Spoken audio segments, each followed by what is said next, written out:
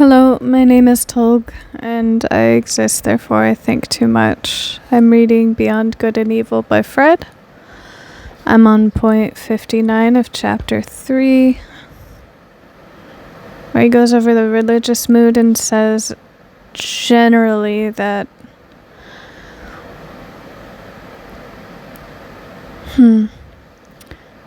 that in every regard he believes himself better than anybody else.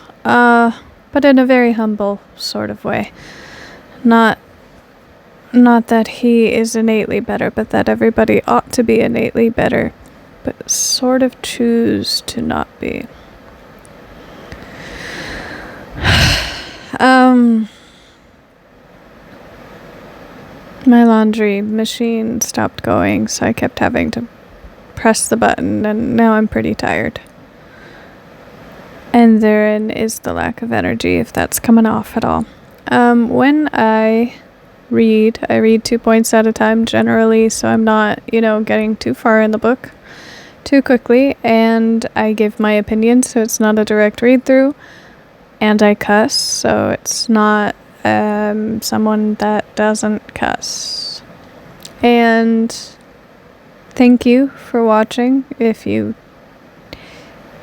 have eyes, thank you for listening. If you have ears, and ultimately there are other options if you don't want to. If you want to leave a comment and get into an argument, you're welcome. If you want to correct something I say, totally fucking do it. If you just want to tell me how your day was, I guess it's a free world. If you had a good burger, drop the fucking restaurant. Food's good. Alright, so where am I? 59. Whoever has seen deeply into the world has doubtless divined what wisdom there is in the fact that men are superficial. Survival mechanism. Also, I don't think you have to go deeply to find that. That's just that's not even divination. That's just bare minimum superficial observation. Superficial observation for superficiality. It is their preservative instinct. Yeah, which teaches them to be flighty, lightsome, and false.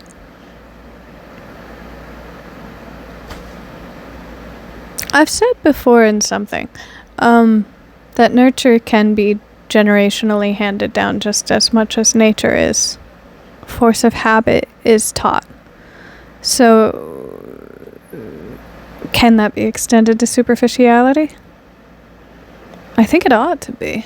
Especially if, last video I pointed out that the world is run under the ideation of might is right.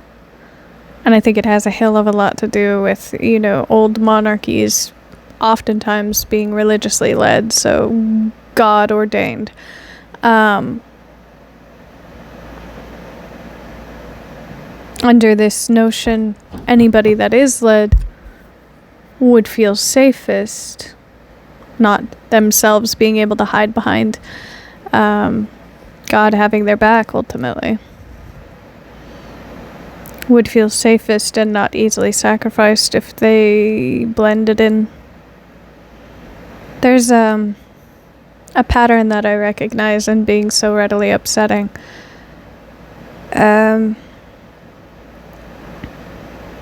It's the same term of crabs in a bucket pull each other down to get ahead, but in reality it's like a combination of that with the nail that sticks out is the one that gets hammered, because people are most upset when the nail next to them gets hit with the hammer because they feel the reverberation. They'll pull you down so they don't either mistakenly get hit or get fucked up for you getting taken out. Peers will take you down. And I wonder if it's a subconscious thing. Not only can I take you down, I can pull myself up by it. There was a lady, she created the game of Monopoly, and she created simultaneously a game to be its counterpart, a direct contrast to it, and I don't know the initial names of these because, you come by things, you forget things.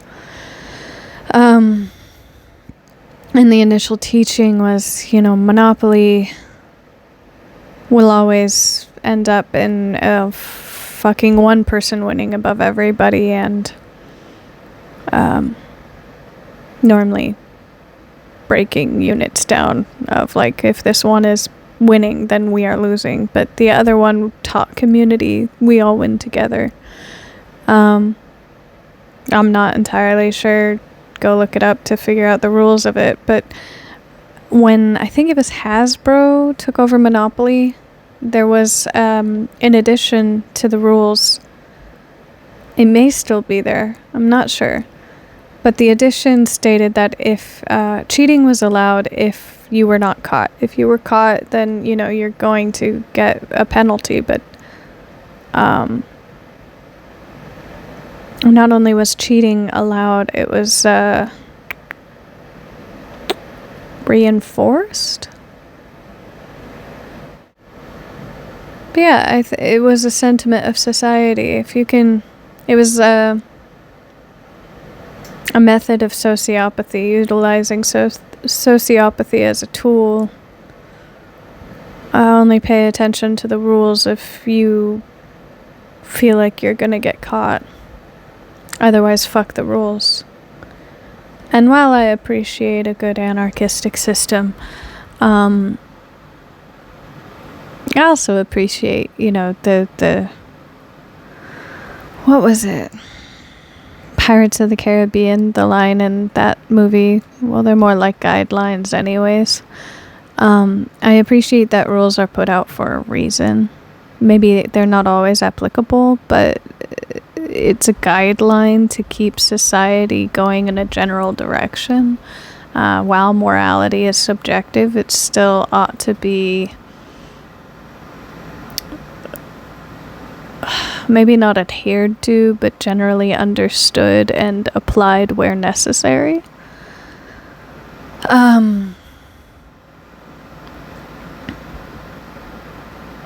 So yeah. Right. Superficiality being a nurture that is handed down is that taught because of all of these other aspects that are simultaneously taught throughout history, which is take advantage where you can and when you can.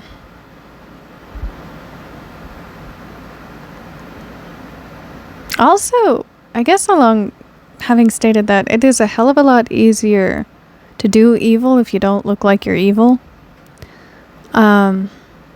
Most of the time the people that sell themselves as evil are people, one, that can afford to, and two, that are aiming to protect themselves. And this is not a rule, but a generally understood observation of my own. A lot of the people that are deemed freaky or scary looking have this inner world that they are aiming to protect. Everybody's got something going on, I guess. And oftentimes if someone is presenting themselves as clean as a whistle, either they absolutely are, or they need to. And that's where you have to use discernment.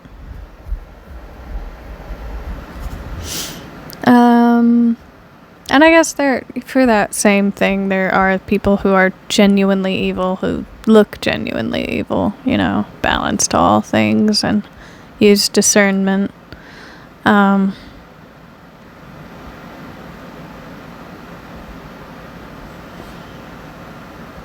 Question everything all the time.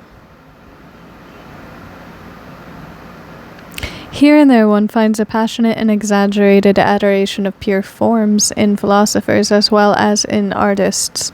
It is not to be doubted that whoever has need of the cult of the superficial to that extent has at one time or another made an unlucky dive beneath it.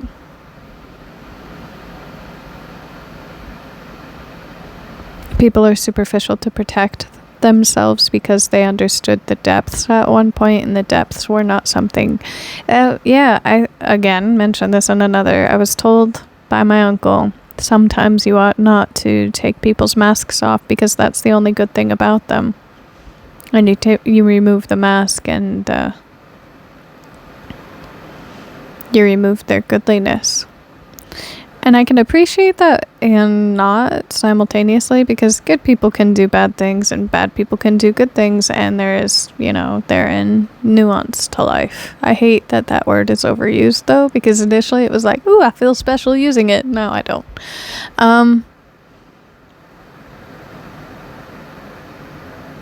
And I don't know that has so much to do with a mask. Yeah, sure, a good mask means you're doing good things, but being a good person isn't necessarily about the outward, the output. The reason to be a good person is for the inner reward of it. And I think that's kind of what Jesus was teaching the apostles, like, hey, you're all gonna die if you follow me. Not necessarily, again, stating that I believe Jesus to be the ultimate teacher, but that, teachings are good when they're good. So, yeah, it's, you don't do good things for the reward, you do good things because the reward is that you become something to feel proud about. And that pride is substantial, rather than building castles made of sand. Oh shit, now there are burnt children. Where did I leave off? Where am I? What is my brain? Superficial to that extent, has at one time or another made an unlucky dive beneath it. Perhaps there is even an order of rank with respect to those burnt children.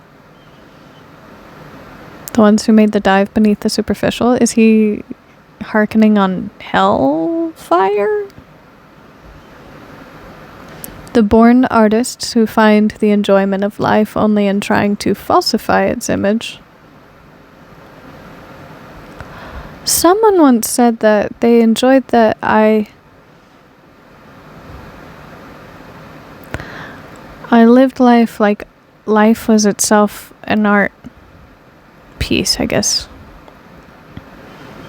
Were they saying that I was fake as fuck? People say that, you're welcome to your opinion, but I mean, do you ever get insulted, not know you're insulted, and then years later realize you were insulted? That happens a lot. Children, born artists who find enjoyment of life only in trying to falsify its image as if taking wearisome revenge on it. Oh, one might guess to what degree life has disgusted them. Depends on the art, I guess, that they are making. By the extent to which they wish to see its image falsified, attenuated, ultrified, and deified.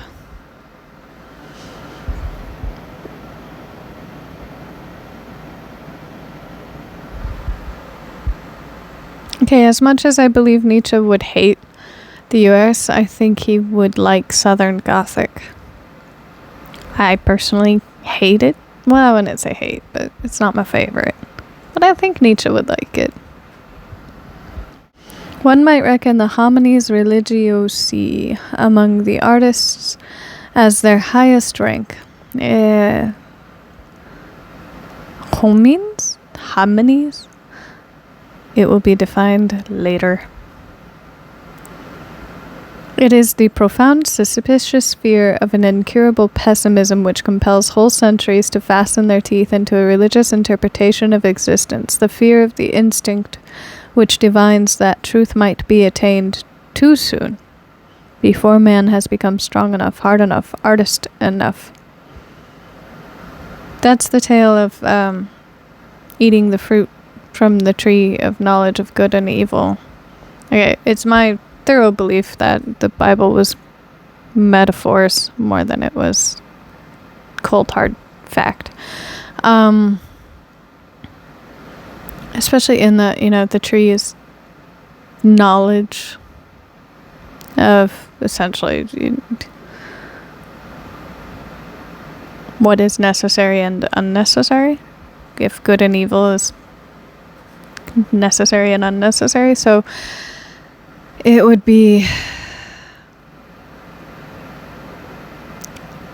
evolution spurred on by an adjustment to the diet, like how when humanity started farming in an attempt to praise a lord over the land, or give thanks to this lord so that this lord can invite other tribes or neighbors and laud their power by means of saying, look how wealthy I am in product. Thus the creation of agriculture. And after that, the evolutionary adaptation of human genes to compensate for different chemical complexes that were introduced into the system. Dairy and wheat. That, I believe, is what that whole metaphor of knowledge of good and evil, fruit from the tree of knowledge of good and evil. It was the reason she wasn't supposed to do that, and the reason it was there in the Garden of Eden was because it was an eventual thing. But she did it before they had enough leg to stand on to support the knowledge. Before they had enough wisdom to support the knowledge they were inheriting. And if a pattern is made, and if that were reality, then we continue as human species to act on knowledge without wisdom. I mean, AI, for instance. Knowledge of patterns that humans have created with no wisdom of its own to understand nuanced subjectivity or morality or ethics, or why morals or ethics even exist in the first place.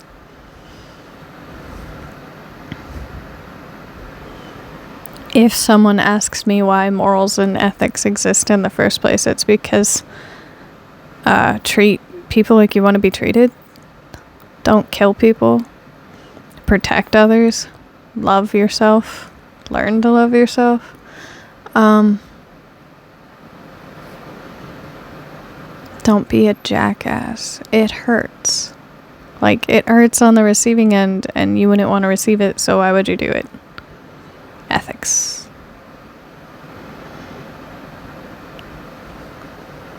Also, just in a logical sense, because I believe that ethics play more on logic than morality does.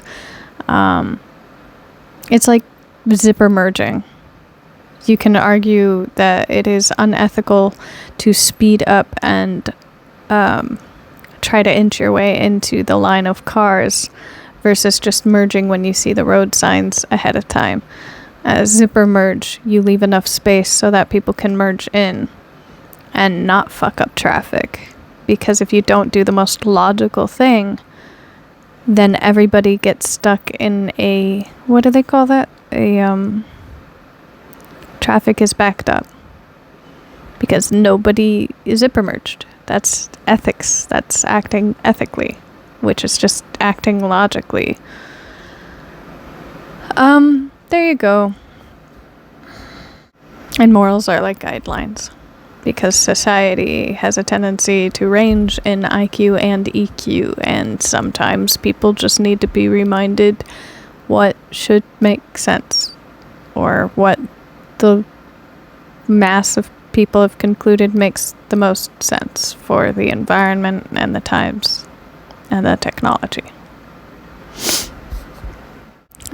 Before man has become strong enough, hard enough, artist enough, piety, the quote-unquote life in God, regarded in this light, would appear as the most elaborate and ultimate product of the fear of truth.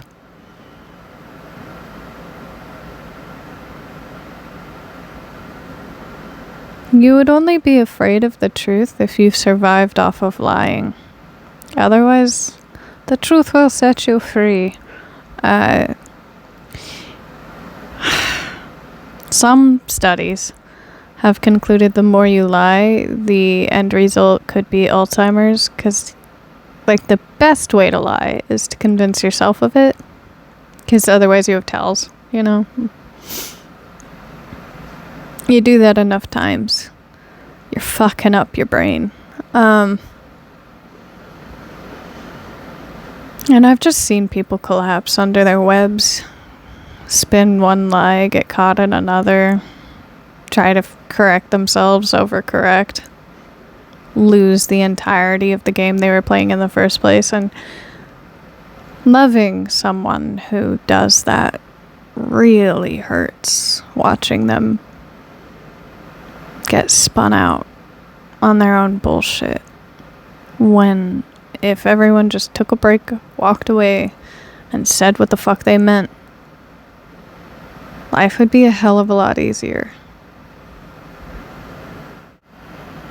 And I'm not saying, like, I am the most pious person. I'll fucking lie. I just don't try to, you know? If you need to lie to save a person, fucking lie your ass off. It's a situational thing. Life and God regarded in this light would appear as the most elaborate and ultimate product of the fear of truth, as artist adoration and artist intoxication in presence of the most logical of all falsifications. Others are intoxicated with artists. Victorian period could have been. I mean, Victorian period, people were intoxicated with anything. It was a lot like today where, you know, anything to keep the mind off of anything else, everything else. In presence of the most logical of all falsifications, as the will to the inversion of truth.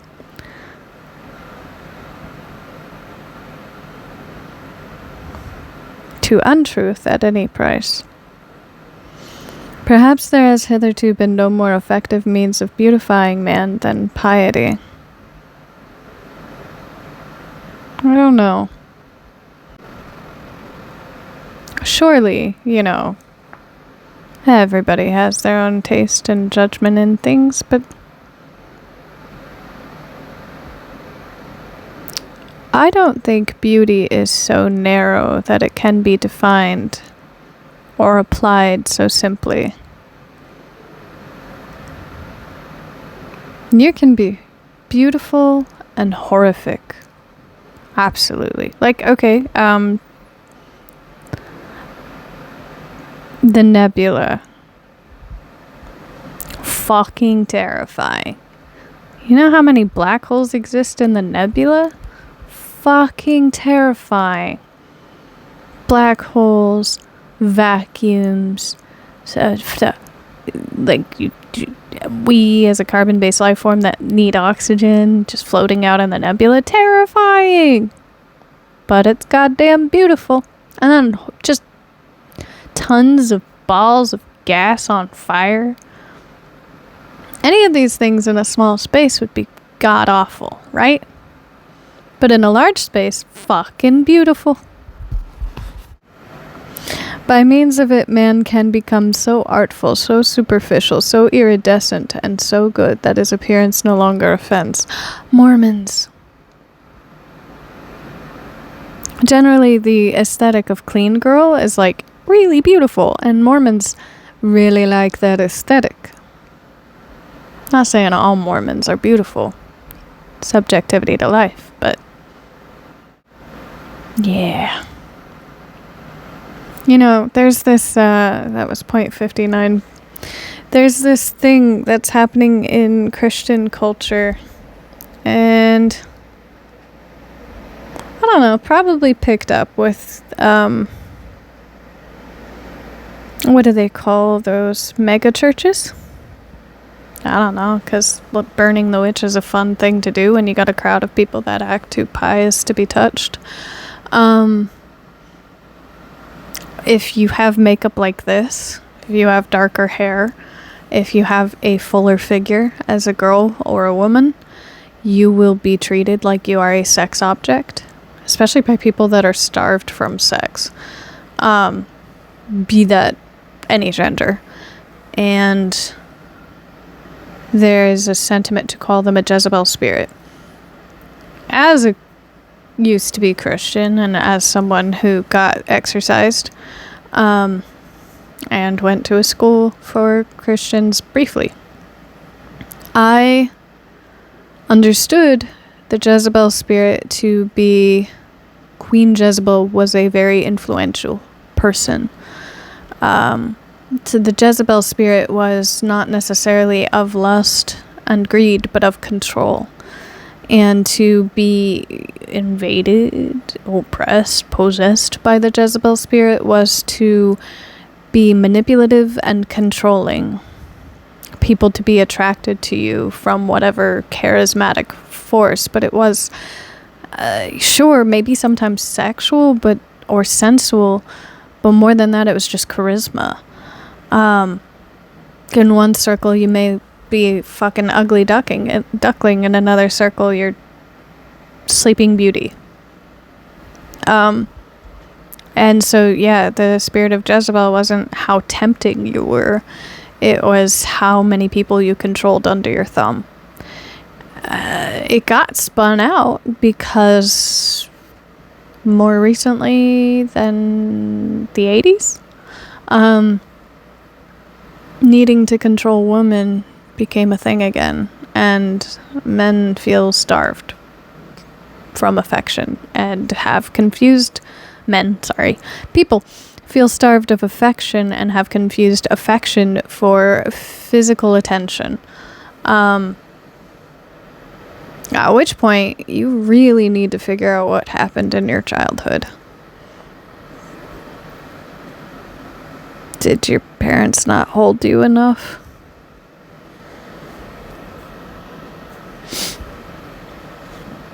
Psychology matters. Alright, so point 60, to love mankind for God's sake. To love mankind in the stead of God, or to be of service to God? Because I think religion lost the plot where that's concerned. This has so far been the noblest and remotest sentiment to which mankind has attained. Mankind has not attained that. A lot of wars have been fought in the name of God. Another sentiment of mine is that people do not praise God or gods because they genuinely love it happens that some people genuinely love the god or the thought of the god, but I think a lot of people praise a god or multiple gods because they want to become that.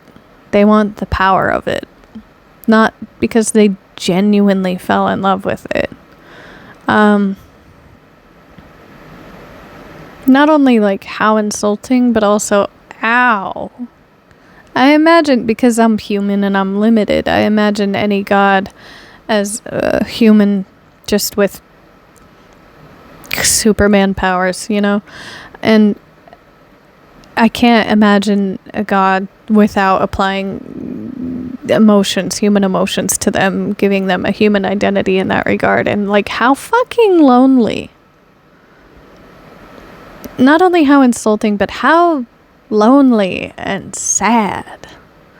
And I think, a lot of work, Grecian and Roman, but a lot of literary work depicts gods as sometimes very lofty, very stoic, very untouchable, or we can't understand the logic by which they utilize judgment or enact judgment.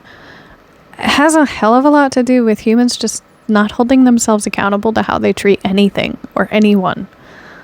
If you were held aloft, but only used for what you could give people, the fuck would you end up doing? Treating those people like they were your treasure? No. That doesn't make any fucking sense. Let alone man's inability to love itself. I don't know. All of it's fucking sad. Really sad. Hell is described as the inability to help. Crabs in a bucket. The inability to see your neighbor. You're suffering so much.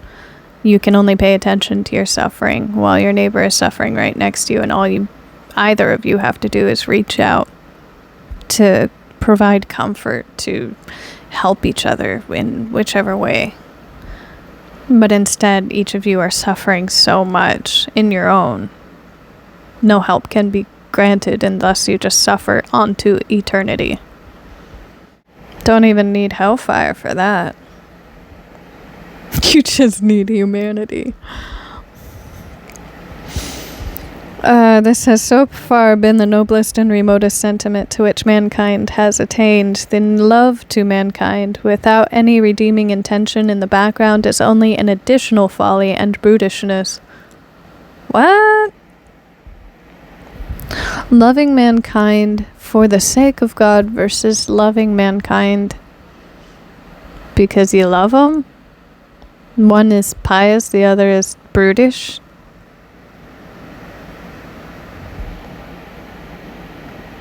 Without any redeeming intention in the background. I think so.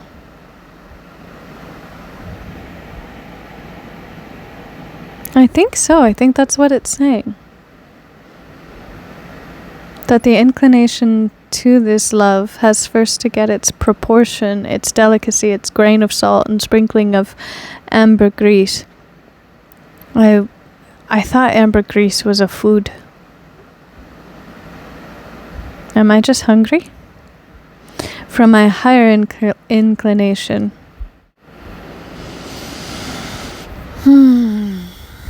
Love, like any other emotion, is to be applied situationally. In that it is not objective. And I don't think it needs to be delicate. I think delicate sorts of love are situational, and sometimes love is yelling at the person standing in front of the car to get the fuck out the road so they don't get hit and they don't fuck up someone else's life by hitting them. Love is situational.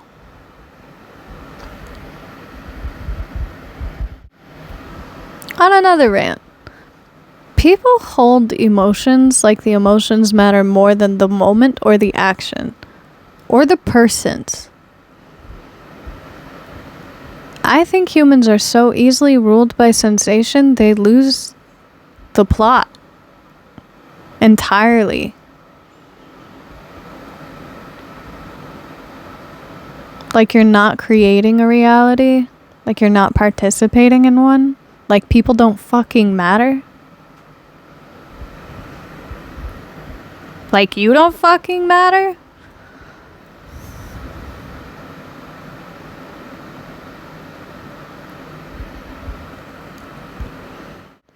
Whoever first perceived and experienced this, however, his tongue may have stammered as it attempted, oh, I certainly did, to express such a delicate matter.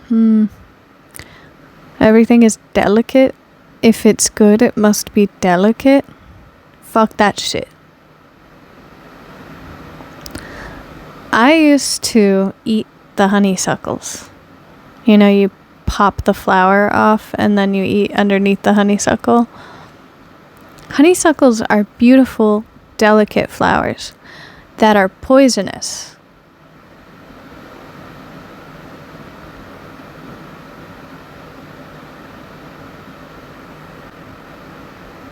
Technology would not have advanced to the point in which we can save lives as easily. People that are born without a leg have the ability to utilize crutches now because of not the invention, but the discovery of steel and the technological advancement that it granted. And there is goodness in that. Good things don't need to be delicate. And delicate things aren't always good. Let him for all time be holy and respected as the man who has so far flown highest and gone astray in the finest fashion. Icarus. Described as Icarus for loving humanity without the attempt to love humanity for the sake of God? Wow.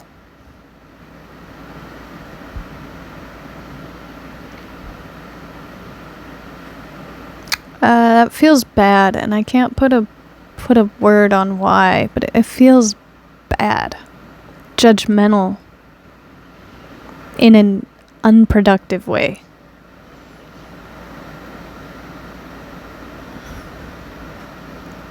Like, while you may be doing the task that needs to be done because you're not doing the task when I asked you to do it, it doesn't matter as much. Or not when, but because I didn't ask you to do the task, it doesn't matter as much. He complains about superficiality in point 59, and then in point 60 becomes superficial. Oh, wait, no. Religion is superficial. Oh, was point 60 pointing out that religion is superficial? That might be the case. Okay. Whoops. And then that is Icarus?